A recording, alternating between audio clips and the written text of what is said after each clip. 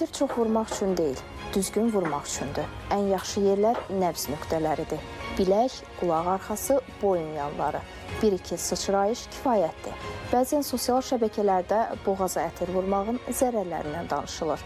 Bu informasiya nə dərəcədə həqiqətə uyğundur, onu araşdıracağıq. Ətir mütəxəssisləri bildirir ki, ətirin əsas funksiyası insanın xarakterini və əhvalını ifadə etməkdir. Onların sözlərinə görə təbii tərkibli və yüngül notlu ətirlər adətən təhlükəsizdir və düzgün istifadə olunduqda həm özünə inamı, həm də əhvalı yüksəldə bilər. Həkim endokrinoloq Şəbnəm Əlirızayeva deyir ki, boyuna ətir vurmaq birbaşa tiroid xəstəliyi yaratmaz. Tiroid funksiyasına təsir edən əsas amillər genetik meyillilik, hormon balansı və daxili sağlamlıq vəziyyətidir. Lakin sintetik və yüksək konsentrasiyalı ətirlər bəzi həssas insanlarda dəridə qıcıqlanma və allergik reaksiyalar yarada bilər ki, bu da psixoloji stres və narahatlıq hissi yarada bilər. Sadəcə olaraq ətirlərin tərkibindəki kimyəvi maddələr, ona biz endokrin pozucular deyirik.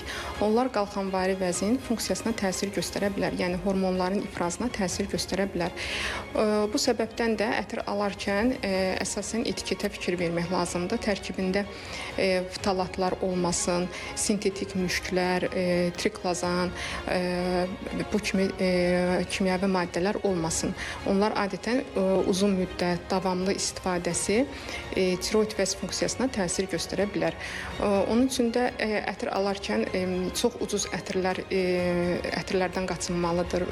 Bundan başqa etiketində tərkibi haqqında məlumat yoxdursa, mənşəyi bəlli deyilsə belə ətirlərdən uzaq durmaq lazımdır. Əgər ətir vurduqdan sonra boğulma hissi yaranırsa, narahatçılıq yaranırsa, onda mütləq tiroid hormonları yoxlanmalıdır. Əgər dəridə hər hansı bir yara varsa, həmin nahiyyə vurulmamalıdır. Mütəxəssislər bildirirlər ki, ətirlərin tərkibində olan bəzi kimyəvi maddələr uzunmüddətli və intensiv istifadə zamanı sağlamlıq üçün risk yarada bilər. Xüsusilə sintetik ətir komponentləri, məsələn, ftalatlar və bəzi konservantlar hormon balansına təsir göstərə və potensial olaraq xərçəng riskini artıra biləcək maddələr kimi araşdırılır.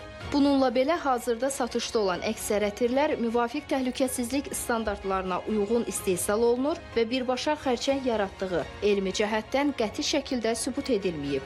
Risk daha çox keyfiyyətsiz, mənşəyi bilinməyən və normadan artıq istifadə olunan məhsullarla bağlı ola bilər.